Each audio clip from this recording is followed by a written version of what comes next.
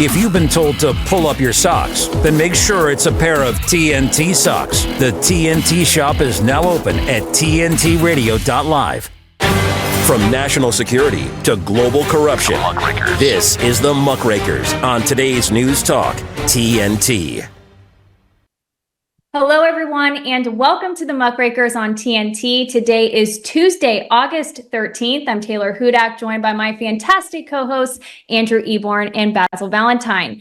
Now, during the next hour, we will deep dive into the UK riots, as well as analyze how the political establishment stands to gain from playing both sides on this particular issue. But before we get into that, we will discuss Donald Trump's returning to the X platform, formerly known as Twitter, as well as his 2-hour-long interview or discussion with Elon Musk. So, gentlemen, thank you for being here today. Really looking forward to this discussion. I do want to first begin by mentioning that prior to this 2-hour-long interview, which came at the same time that Trump had returned to Twitter, Musk received a rather, I would say, threatening letter from the European Union, specifically the EU's digital commissioner, Terry Breton. This letter warned Musk that on the platform, being X, that he must follow the provisions within the Digital Services Act, or DSA, in the context of this upcoming interview with Trump, which did stream on the platform, as well as some of the content that has been circulating on the platform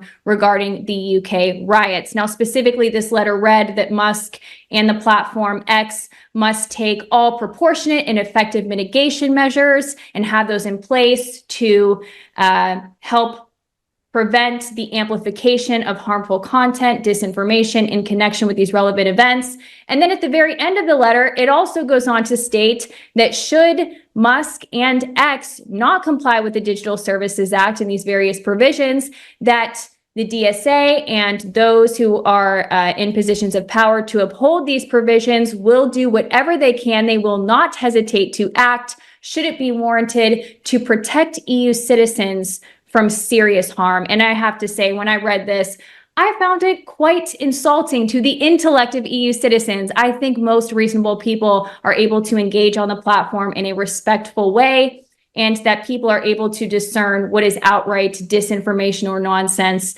from the truth. Of course, in times of crisis, things can get a little bit confusing as to certain details regarding a major breaking news event. But I thought this was very reminiscent of, let's say, the Soviet Union. And this is the kind of behavior that we see coming out of dictatorships. So I'll hand it first to you, Basil. What was your thoughts on this letter? Well, first of all, the interview, which was inexorably dull more than anything else. Two planet-sized egos, a denial of service attack. Trump didn't appear to be on particularly good form at all. I mean, people have even gone so far as to suggest it wasn't even him. Truly bizarre accusations.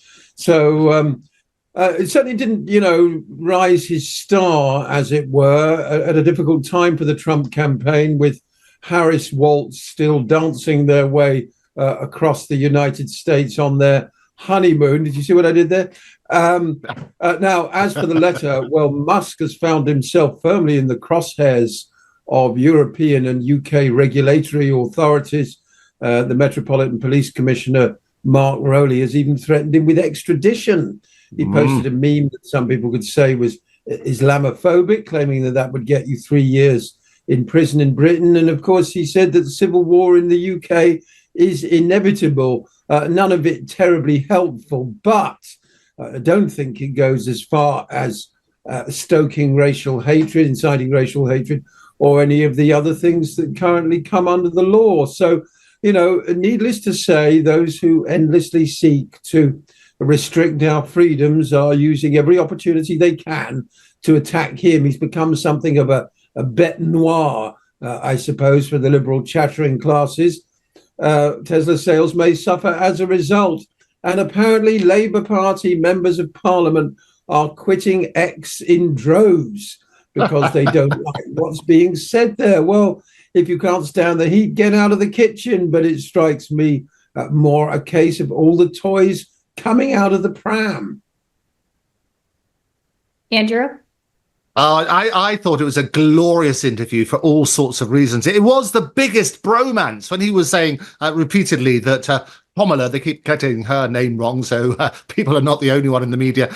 Kamala, they keep saying she would never do such a tough interview. Well, it wasn't tough at all. What I particularly liked is Trump back on X. There he is. The last time he was on X was this glorious picture here on the 25th of August, or almost a year ago, 25th of August, 2023. That was his mugshot, you might remember. Election interference, never surrender, DonaldTrump.com, which got 316 million. Well, he now posted back again last night saying, are you better off now than when you were when I was president? Well, you know his rhetorical answer to that. Our economy is shattered. Our border has been erased. We're a nation in decline. Make the American dream affordable again. Make America safe again. Make America great again. So a rallying call. And boy, was it easy. My favorite quote, however, from Trump is that he said, illegal immigration saved my life.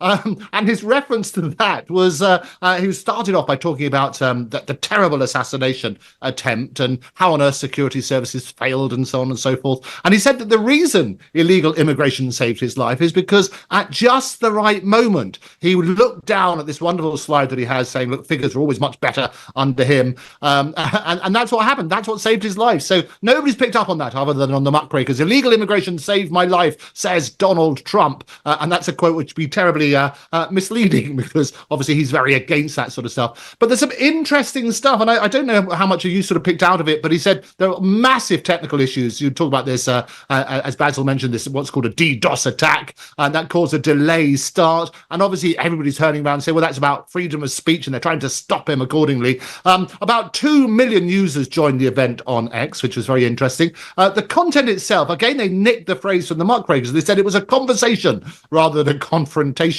And we love that sort of stuff. It was a free-flowing, people said it lacked structure, but the usual sort of tipping points, if you like, the usual stuff that he talks about, legal issues, the Biden administration, energy policy, all of that sort of stuff. But clearly, as I say, it was a bromance. It was a love fest between Trump and Musk. And I understand that Trump has promised Musk a role as and when, and probably is when now, he gets elected. And Trump was even saying lovely things about the electric vehicles, which he never normally says. But fascinating insight into both people. But to pick up on the speech patterns, a number of people have said to me that it didn't sound like Donald Trump at all. And people have suggested that it might have been an AI version.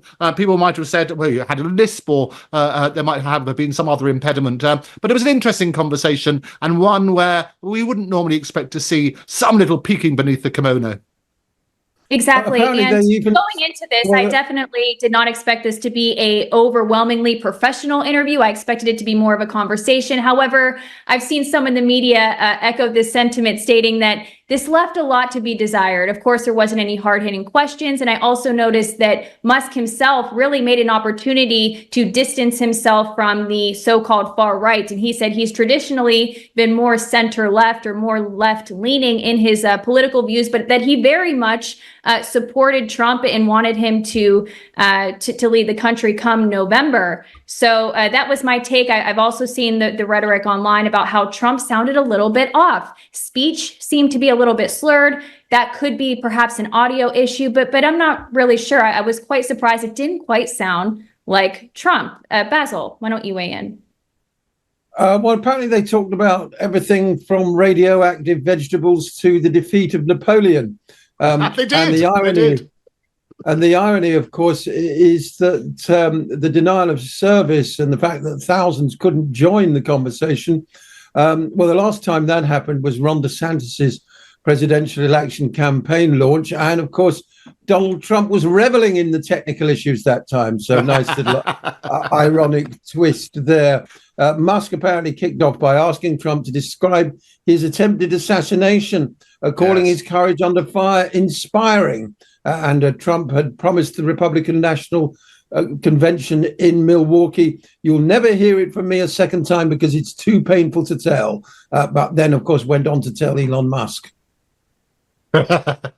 And he's going back. He's promised he's going to go back to the very scene, and he's going to and he's going to start off by saying, "Now, where was I?" And then he's going to work on that. So basically, the crowd will all laugh and cheer him and fight. It was undoubtedly a love fest. It was undoubtedly playing to all of that sense. The reference to radioactive vegetables, Basil, is when he went to Chernobyl, Elon Musk, and apparently he sort of went there and he ate some vegetables just to prove it was safe. Because what Donald was saying, he was saying, look, people should be very scared about nuclear energy because the radiation will go on for thousands of years. And Elon was trying to say, well, look, don't worry about that. I've eaten some vegetables and there's nothing wrong with me now. Right. Yeah. I mean, Now, you would think that. Go on, Taylor. Well, I just wanted to pick up on a point that you had mentioned, Basil, which was specifically, related to sort of the reaction to all of this. I made a post on X actually just yesterday about my thoughts on these various Labor MPs who have decided to quit the platform. They are, I understand, making a statement that they disapprove of Musk's policies and that they don't like that he has not, censored more or deplatformed more voices who are pushing perhaps so-called disinformation. But it made me question, how can we count on these Labor MPs to fight for their own constituents if they just give up on Twitter, they just leave the platform because they can't seem to handle opposing viewpoints? Why not fight so-called disinformation or even violent rhetoric with more speech and advocating for peace and providing solutions and also being a problem solver, which is the job of Labor MPs? And I think this feeds into really propping up Elon Musk as being sort of the savior in all of this and the guy that's going to rescue us from the draconian policies that are coming from both the left and the right and the EU, which seek to censor speech. That's just what I wanted to get in there. Any other thoughts on that? Well, Elon Musk being uplifted? Yeah, well, I mean, that is a very good point. The legacy of the Enlightenment after the medieval period is that we listen to each other's views. That's the hallmark of a liberal society.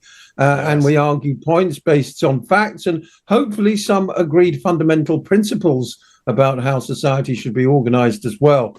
But the whole hate speech, the concept of hate speech was only introduced into our lexicon about 30 years ago. Very, very dangerous because it very quickly goes from speech that appears to be advocating or endorsing hate into simply words that other people say that you hate. So in other words, my hate speech may simply be the fact that I hate what you're saying. And therefore want to get you cancelled, not necessarily that your words are full of hate. And besides, hate is a human emotion. We wouldn't dream of censoring love speech. And it's perfectly healthy to hate and abhor, violence, the genocide. I hate what's going on in Gaza. Is that hate speech? Of course not. Right. Andrew, I want to get your thoughts on this point quickly before our break. Now, you mentioned hate speech, Basil. In the United States, hate speech is not a clearly defined principle. And in fact, and many people may not like this, but hate speech or hateful speech is actually protected by the First Amendment. Of course, there are a series of tests that the courts will use to determine whether or not that speech in question is a imminent threat and if it is likely to lead to real world violence. But there is a difference here between the UK policies and legislation and the United States. But I know that the UK police commissioner or the Metropolitan Police Commissioner had stated that he may seek to extradite, or that the prosecuting authorities may seek to extradite Americans for violating free speech laws in the UK. Andrew, as an attorney, do you see this as being a potential threat to Americans who I think what happens questioning is the UK's policy? Sure. Whatever happens, what you don't want is woolly language. So when you don't define something, that's when you get this woolly language. Mm-hmm. We had a classic example in Scotland about the Scottish so-called hate laws and that sort of thing. And you might remember that J.K. Rowling, as in bowling, came out and said, well, come to me first. You've got to have the right to be able to speak out. You've got to be able to air views that people feel uncomfortable about without that being hate. And the police made the big mistake about turning around and saying, we're going to prosecute going to investigate rather, and then prosecute as appropriate every single complaint. Well, that was a nonsense when you're having crime at an all-time high and various things were going unchecked, if you like. So that soon turned down that sort of rhetoric. But it's glorious rhetoric. And I think we have to be very, very careful because there's some horrendous things that are being said in the name of free speech, but have got dire consequences. And we're going to come on to that when we talk about the riots in the UK. So to the extent there is any sort of incitement to violence, any sort of incitement to commit murder, as there have been on those sort of things, then it's absolutely right. You need to stamp down on those, but absolutely wrong to prevent general free speech and opinions to which you don't agree. Absolutely. Great place to end this part of the discussion. We are now going to cut for a short break. When we return, as Andrew said, we are going to do a deep dive into the UK riots as well as the UK government response. So that's what we'll be talking about next. You're watching the Muckrakers on TNT. When the world's endangered animals need help most, when their lives are at greatest risk, when they would otherwise be lost, the International Fund for Animal Welfare is there, taking action to rescue the animals we love, to protect them and their threatened natural habitats. But the danger to animals the world over is growing, and the need for your help has never been more urgent. On land, you'll help stop poachers from threatening and killing elephants and big cats for the illegal wildlife trade. In the oceans, you'll help rescue dolphins, whales, and seals from deadly hazards. And you'll help rescue, rehabilitate, and release vulnerable animals when disasters strike. Here at home and around the world, we can't do this work without you. See how you can help animals and people thrive together at joinifall.org. Affordable housing, we can build that. Sustainable housing, we can build that. At MIT Modular, we understand the importance of housing for all and the importance of design, cost, and functionality. Our goal is to meet the needs of our growing population by converting shipping containers to livable units. If you're like-minded and in a position to invest in something meaningful and life-changing, we want to hear from you. We are a team of professional architects, engineers, and financial and tax experts dedicated to offering unique solutions that provide a brighter future. Our Opportunity Zone Fund offers investors both real estate and operating business diversification, 5-year tax deferral on capital gains, annual tax benefits, and ultimately tax-free appreciation potential. There are opportunity zones all over America. If you're interested in learning more about our services, need affordable housing, or want to participate in creating a new vision for tomorrow, give us a call in the U.S. on 385-985-5702. Or read more at mitmodular.com. MIT Modular. We can build that. From national security to global corruption, this is the Muckrakers on today's News Talk, TNT.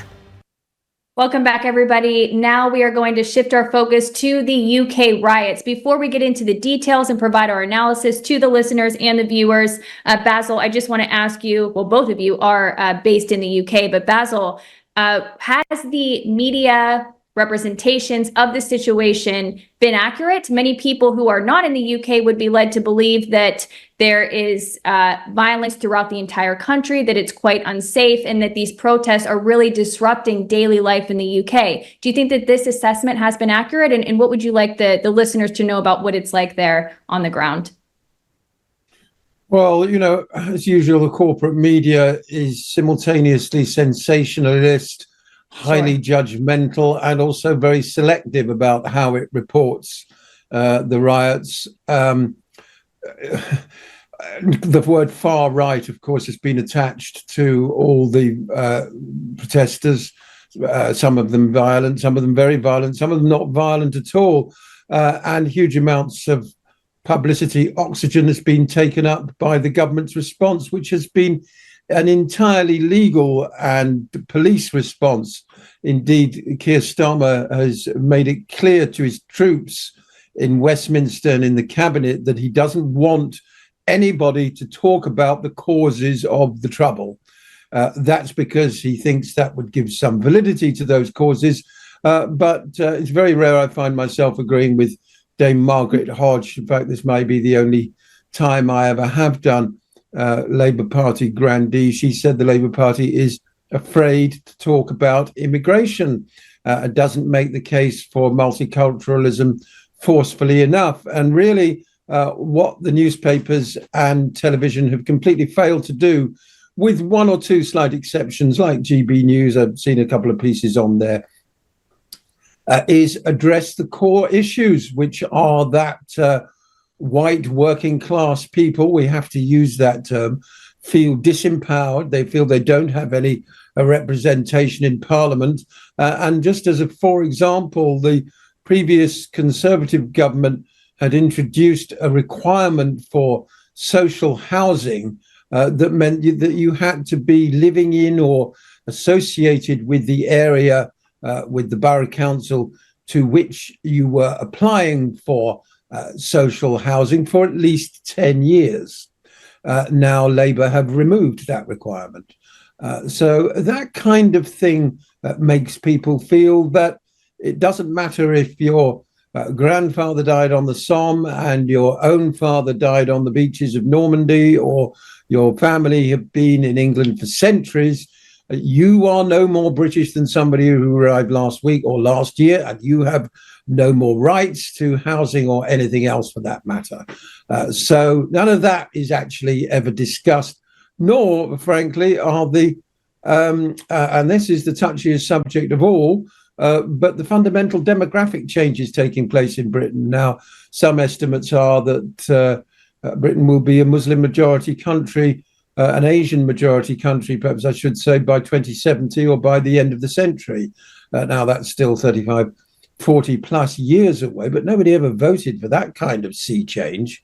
And nobody wants to talk about it either. The idea originally was that while South Asian families traditionally have more children than European Christian families, in the long run, that wouldn't continue to be the case, that the family sizes would reduce to those that, we're used to having to perpetuate the population here in Britain. But that isn't the case.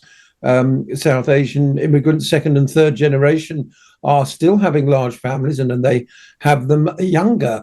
And therefore, quite simply, the demographics are changing on a fundamental level. Now, you can say, well, it's racist even to notice that. Shouldn't even notice it. We're all the same and all the rest of it. But, identity politics has been injected into our political vocabulary and the way we relate to each other over the last 20 years. But it seems only in certain circumstances are we allowed to talk about it. So, the media never want to talk about these very thorny subjects. The Labour Party certainly doesn't want to. Starmer doesn't want to talk about the causes of the riots. The government's response is entirely a police and prisons one. And it's been very successful because there hasn't been much trouble for over a week. And with the prospect of prison sentences being handed out, long prison sentences, that even for just being in the vicinity of a riot, that can see you arrested and detained without bail. That's one of the things that Musk objected to, and quite rightly so. So, we're not out of the woods on this yet. And this is one of the few forums, today's News Talk, where we are giving at least some airtime to these most difficult of subjects. Yeah, absolutely. Andrew, any thoughts on what is the motivation behind these protests? One of the concerns that I had and that I expressed, I think, a few weeks ago when we discussed this very issue on this program was that a few violent individuals who are being reported on extensively in the media, or these riots being violent, being reported extensively in the media, has led people to associate anybody who questions the immigration policies within the UK as being associated with far right, with violent rhetoric. And I think that this could perhaps be intentional. So do you want to weigh in here? Do people have legitimate reasons to protest on these issues? Well, they certainly have legitimate reasons. And Basil mentioned about demographics. Well, them are the graphics. And I should point out the brilliant team at TNT. We always forget to mention this because we have these wonderful green screens. But the graphics today, you can probably recognize those are Keir Starmer's eyes and 1984 beneath that as well. And it's obviously Starmer, as we warned beforehand, about Starmageddon.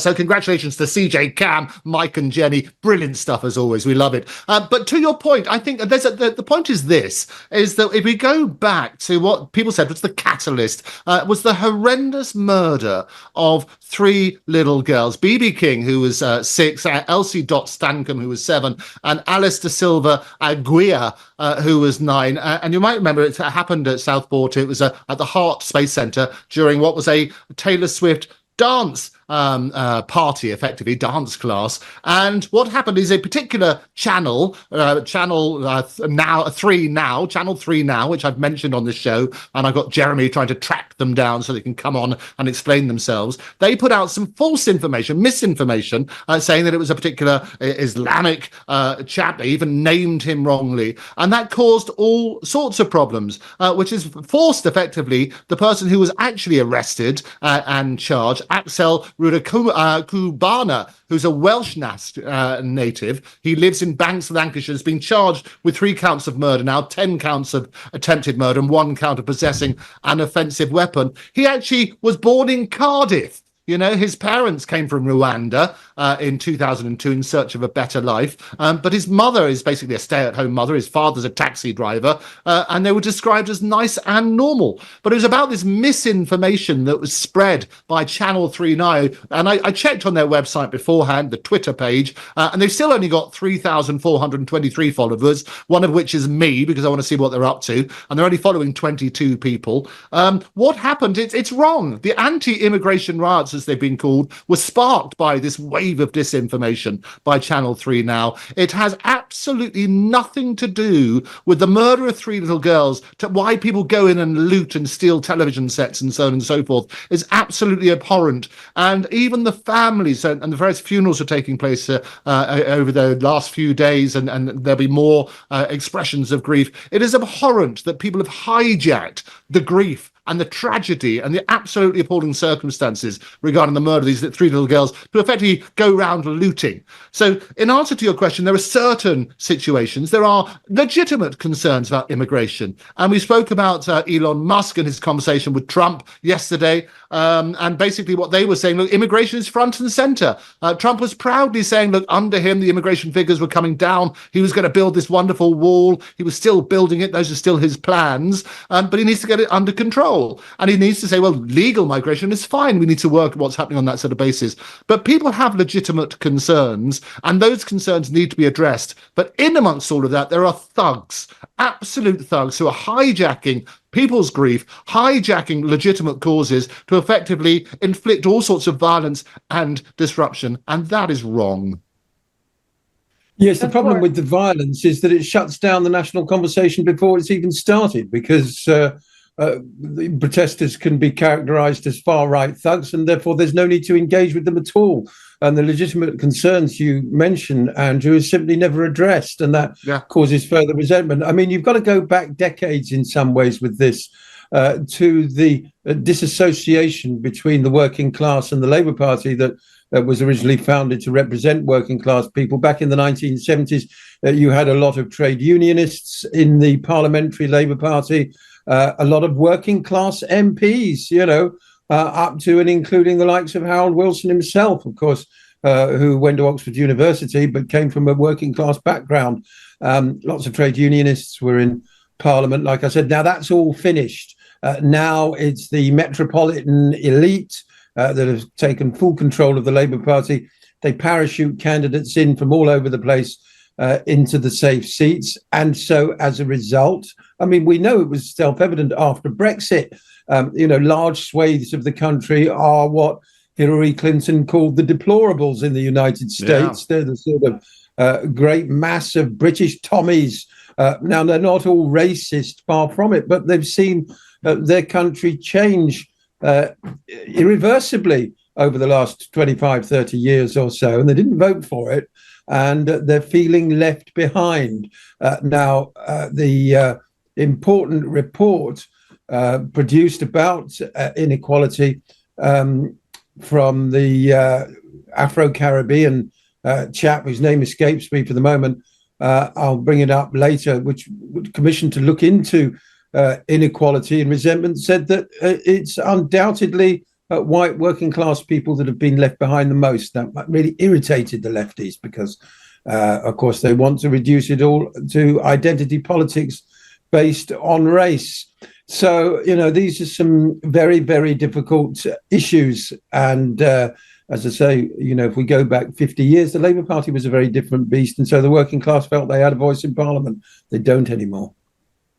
It seems very much that the British establishment does not want to look into or discuss the potential systemic issues from within the UK that could be causing this violence, or at least causing this outrage or just general unhappiness with the current state of affairs, especially as it relates to migration and immigration from within the UK. And this bit of information is very interesting, given that there has been several reports, and one recent report that I do want to discuss coming from the Times, it was just published yesterday, which seeks to state that according to former MI6 officer Christopher Steele, that there is clear Russian involvement with these UK riots, and that they are linking that to Tommy Robinson somehow being taking part in this. And we know that, of course, he has been encouraging people to go out there and protest. However, I would argue that there's far more evidence to show his connection to Israel and Israeli organizations and think tanks, not so much Russia. And we know, of course, this plays into sort of the political or geopolitical issues that the UK is faced with right now. So any comments that you have, Andrew, perhaps on this recent article? Yeah. Do you think that there's substantial concern about Russian involvement, or is this just sort of a joke, really? Well, it's certainly not a joke, and I think all of these things need to be taken seriously and investigate. But I always urge everybody to question everything. And there's a lot of misinformation around Tommy himself. And I thought it might be worth sort of at least looking at some of the facts. His real name, for those who don't know, is Stephen Yaxley Lennon. Stephen Yaxley Lennon. He was born in Luton, which is not too far out of London. I've got lots of good friends there. In 1982, he's got a history of hooliganism and so on and so forth. He founded what was called the English Defence League in 2009, and that was a movement focused on Islamophobia and opposing what he claims was the Islamic takeover of the UK. His rhetoric tends to target Islam and Muslims. He portrays them as a threat to the British culture and security, and he's been involved with other far-right groups and movements across Europe. From what I last saw, he's sunning himself in Cyprus at the moment, avoiding what's happened there. Right.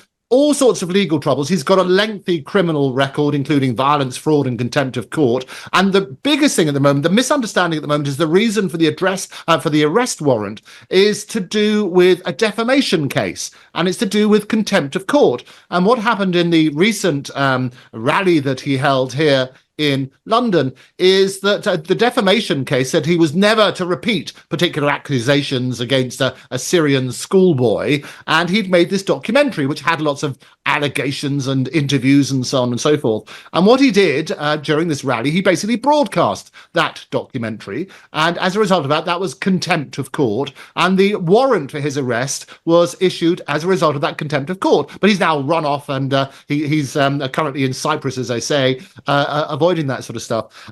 But it is important to get the facts right and say, look, what is he actually standing for? There are legitimate concerns about immigration. It was certainly front and centre of the election that we have here. It's front and centre of the election they're going to have in the US. But we need, as Basil rightly says, to have a sensible conversation. Violence is not a sensible conversation. What we need to do is to work out certain immigration, legal immigration, is essential to oil, if you like, the economy. We need certain people in a job. And there was a wonderful tweet by somebody, I would change the name, but no, Ryan, the Dr. Ahmed did not take your job from you. And Ryan is depicted as with 2 teeth and half an O level in woodwork and claiming benefits.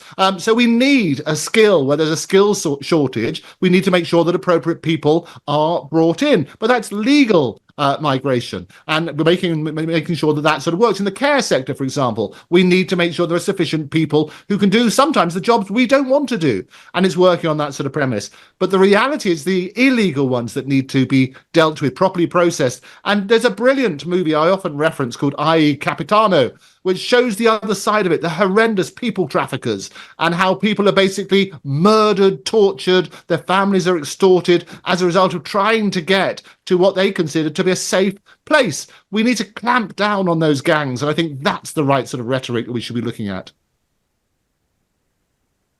Basil, any information you want to share regarding the EDL's background? I've seen some reports come to light recently that specifically suggest that the English Defense League, which of course was co-founded by Tommy Robinson, is likely a spin-off of the Jewish Defense League. And in fact, there's been some reporting about the co-founder, Paul Ray, co-founder of the EDL, who infiltrated various pro-Palestinian movements and then reported specific information to various intelligence agencies. This individual also has ties to various well-known Zionists within the United States. Do you have any other information that you'd like to share regarding Tommy Robinson, his background, that can help maybe give some context as to who is pushing for people to continue to be involved in these protests and riots? Well, Robinson, of course, changed his name from Stephen Yaxley Lennon to Tommy Robinson to sound more British, to sound like, Tommy was the nickname for the average British soldier in the Second World War and before. So that's why he did that. Duplicitous from the start. And yes, the English Defence League apparently has had very close links to the Jewish Defence League, which is listed as a terrorist organisation. And Benjamin Netanyahu, in his speech to Congress and repeated statements, has very often made it clear that he sees his destruction of the Palestinian people as somehow mirrored by struggles in the West against Muslim immigration. The two, of course, are nothing to do with each other. Robinson is often depicted in a Mossad T-shirt. I've heard that he's been sighted in Tel Aviv in the last couple of weeks. I can't confirm that. But without doubt, there has been Israeli involvement in stoking these riots and the association of the Israeli flag with the Union Jack. You see one or two Israeli flags appearing at far-right demonstrations. That's a departure from 30 or 40 years ago, when traditionally the far right in Britain were anti-Israel. And the irony here, of course, is that the very Muslims that Robinson objects to, particularly those coming from Iraq and Afghanistan and Syria, are refugees from wars inspired by Israel. It was, the Israelis that were so keen to take down Saddam Hussein. They're constantly bombing Syria. And of course, no one in Afghanistan had anything to do with 9/11. And a lot of the people coming to Britain by boat come from that part of the world now. So it's very, very deep irony there. Yes, I mean, what Robinson does, and he's a bad faith actor, is exploit genuine fears and concerns, not in a legitimate way that emphasizes civilized debate, but in this thuggish, violent way, which actually, ironically, again, of course, has the reverse effect. It means that these subjects become buried under condemnation from politicians, media, pundits, and talking heads. And as a result, we don't have the national conversation that we've been so desperate to have for decades. I mean, in the years after the Second World War, the so-called Windrush years, people were invited to Britain from particularly what we called new Commonwealth countries. That's the West Indies, West Africa, and particularly South Asia. And then also Edward Heath admitted all the Ugandan Asians after Idi Amin said they all had to leave or he'd kill them. But then at the end of the 20th century under Tony Blair, he decided he wanted to change Britain's demographics forever by allowing basically, much, much less restricted immigration from all parts of the world. Now, just the other day, the Foreign Office were forced to deny that it had issued 450,000 visas to Nigerians in the first 6 months of this year. Apparently, the figure is actually more accurately 250,000 visas have been issued to Nigerians in the last 12 months up to April. But that's a lot of visas, 250,000 in 1 year. If you do that for 10 years, it's 2.5 million people. Now, that's the equivalent of 4 or 5 times to towns the size of Leeds. Now, nobody ever voted for that. And so people do ask themselves why government feels it necessary to expand the economy. I mean, that's partly perhaps why they do it, to make the economic figures look good, by importing so many people when, as we now see, we've got a housing shortage and we're going to be paving over the green belt in order to house Britain's rising population, rising entirely because of immigration. And finally, the illegal immigration. Well, 700 people arrived on Sunday by boat, nearly 20,000 this year so far. And I was talking to Jason Liasatos, who's a community leader down in Totnes yesterday. He said a chap came in his gallery, suicidal, can't find anywhere to live. And as I said, as far as social housing is concerned, you don't have to have any connection with the place. But he can't get housed. But if he'd arrived in Britain by boat on Sunday, he'd probably be in a hotel by now. So that's the kind of thing that never gets discussed. And that's why people are angry.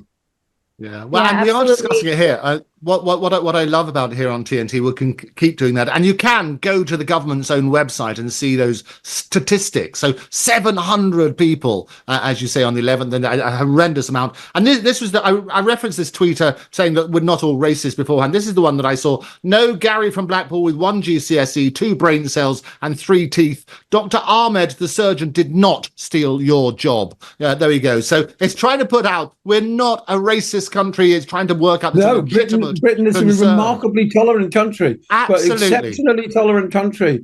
I was chatting to former kickboxing champion from Bangladesh, film producer Don't upset him. Ali Jacko a few weeks ago on TNT. He's made a fantastic life for himself in Britain. Son of Bangladeshi parents, grew up in the East End. Now a film producer. He was down at the Cannes Film Festival. He told me there's no racism in Britain. Well, he's not right on gentlemen. that, but we're not racist generally. I think that's right. All right, guys.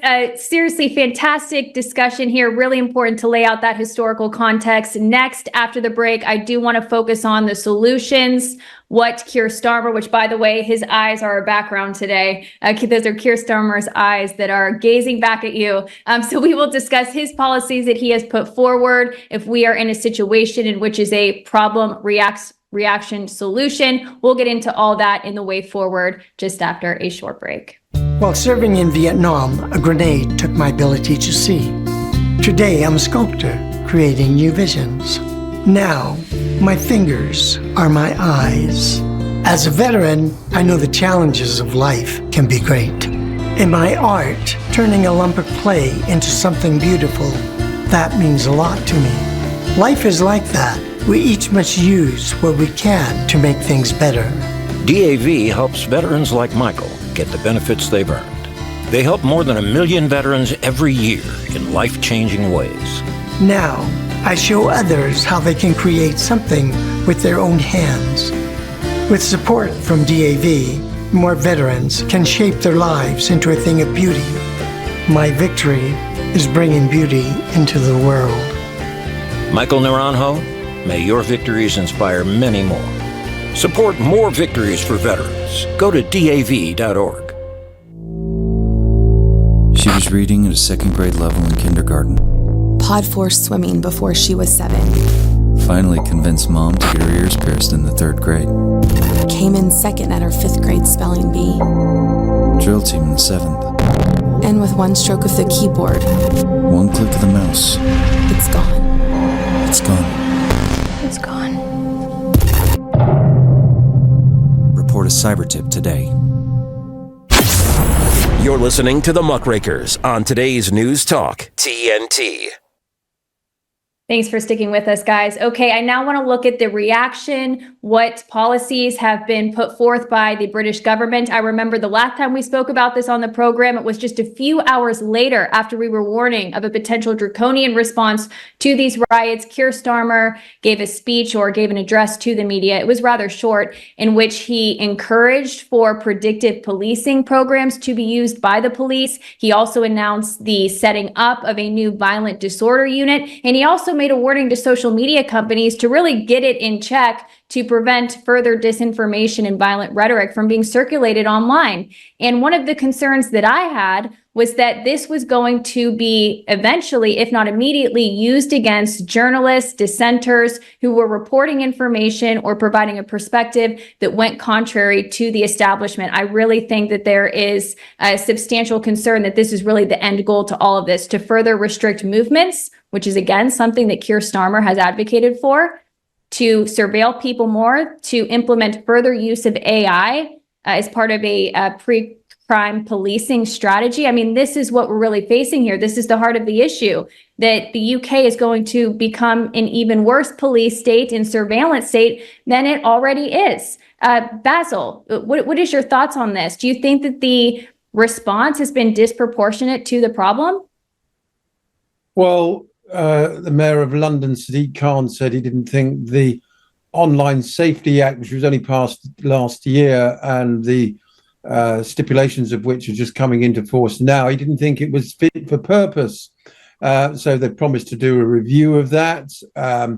Apparently, Twitter can be fined up to 10% of its global revenue. That would amount to, many, many millions of pounds. So I'm not sure how they'd billions. Yeah, I'm not sure how they'd be able to enforce that. They want social media companies to be able to react in real time to take down offensive or misinformation or disinformation posts. Now, Musk shared something the other day about Starmer planning detention camps in the Falkland Islands for dissenters, which he might like to do, but that isn't currently in the plans. Now, was that satire? Certainly, if I'd looked at it, I wouldn't have taken it seriously for a moment.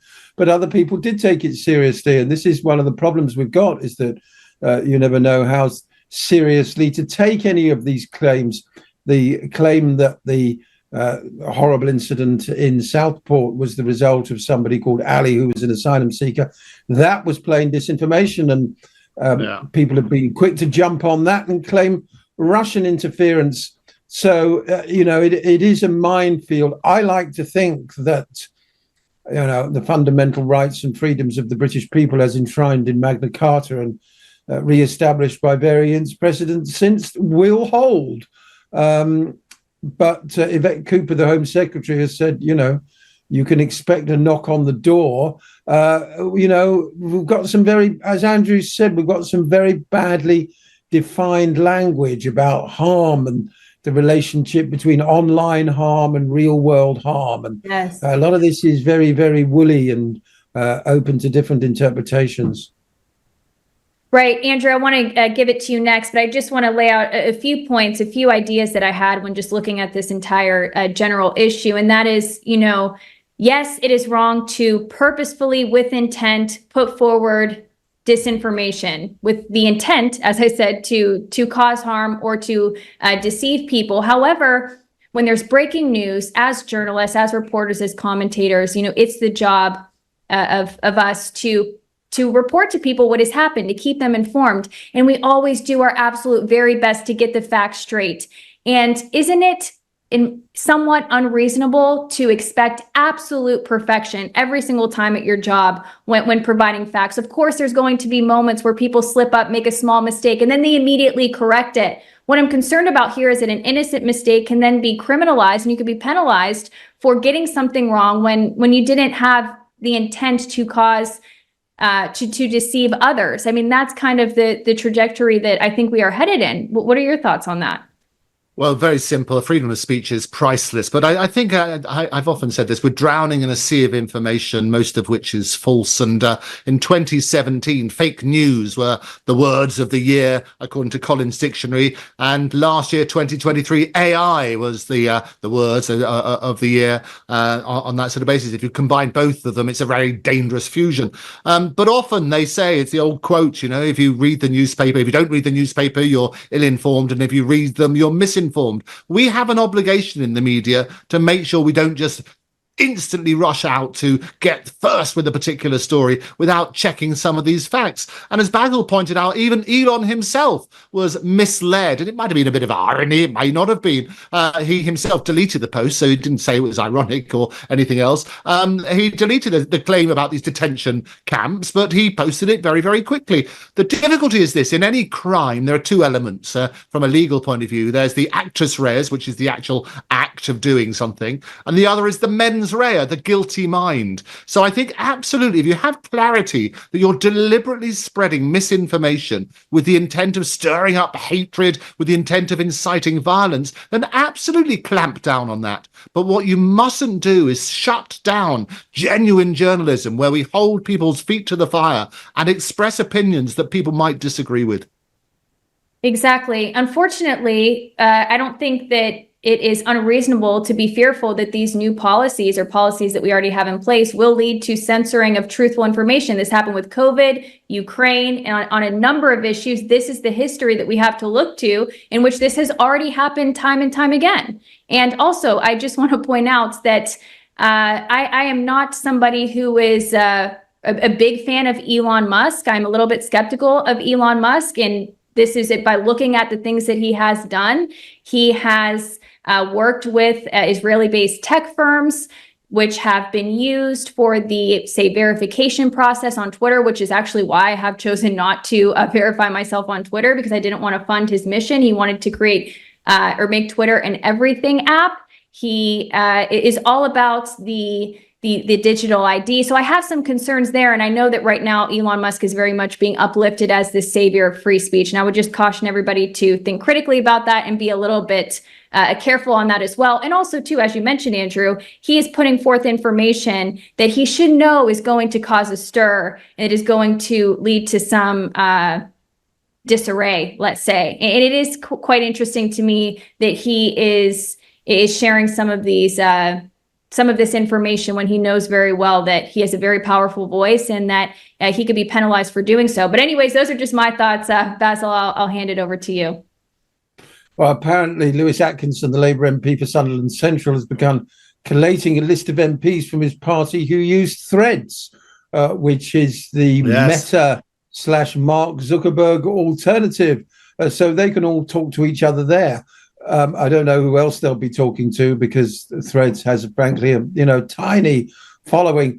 You're right about Musk. He was in the gallery during Netanyahu's homicidal psychopath speech to Congress, applauded by all those performing seals. So, he's far from a total paragon of virtue, but I do respect the way that he allows Twitter users to say pretty much what they like. And that really does need to continue. It is the global public square these days. We're in a very different era from when we all just used to buy newspapers and watch our television sets in the evening. And the fact that you can engage with public figures via social media, I can write a comment on a post by people right up to and including the President of the United States or the Prime Minister of Great Britain. They might not read it, whatever, but nevertheless, that engagement has actually enhanced our democracy, and we need to, preserve it and continue with it rather than shut it down. Yeah, just a couple of points to pick up on, Basil. I never want to pick up on Basil, but I'll give you some stats because it's always helpful. Whilst Threads has declined, and I do use Threads myself, basically it still generates 26 monthly million downloads in 2024, and has over 200 million monthly active user base. So there's quite a few people there on that sort of premise. So I think it's important to look at that. As regards Elon, I mean, going back to the interview which we started today day with. He's not exactly impartial anymore. He's made it very clear, and he said this deep into the interview. I don't know if people got all that particular way, but he said to Donald in this bromance, as I say, it is essential that you win for the good of this country. Now, that's not an impartial journalist. It's not a difficult interview, but that's what he said. And if you work on that sort of premise, it was definitely a love fest, going back to Basil and his words of hate and hate speech and everything else. Well, this was a love speech, and that's what Elon was doing with Donald last night. Basil, quickly, any final comments you have? Well, as we always say here on today's News Talk, without freedom of speech, you don't have any freedom at all. With respect to the UK riots, I'd like to see a national conversation about immigration without even, as soon as you raise the subject, being dismissed as far right. People have even been calling for Nigel Farage to be arrested, but all Labour seem to want to do is screw the lid on the pressure cooker, and that won't solve the problems. Excellent insights. All right, gentlemen, this has been a fantastic, very interesting discussion, one that will absolutely continue because we have to keep thinking about, okay, what is the way forward? Is the appropriate response to have a central authority on the media or digital services to dictate what is acceptable speech, what is not? Exactly. I agree with you. That is definitely not the case. And so we need to respectfully, peacefully, and legally counter the DSA, Digital Services Act, and the upcoming EMFA, European Media Freedom Act. We should expect more censorship under both of these policies put forward by the EU. There's equivalents, of course, in the UK and in the United States. We need Absolutely. to stay Just very quickly before we go, Teddy, an awful lot of the lies that were told about during the whole COVID farrago still stand to this day. So ultimately, we may have to end up in court to decide what's true and what's false. Sure, absolutely. The truth, thank you, Andrew Eborn. There you go. Yes, thank you, Andrew Eborn. Thank you, Basil Valentine. And I want to thank you all for watching The Muckrakers on TNT. Catch us at the same time tomorrow.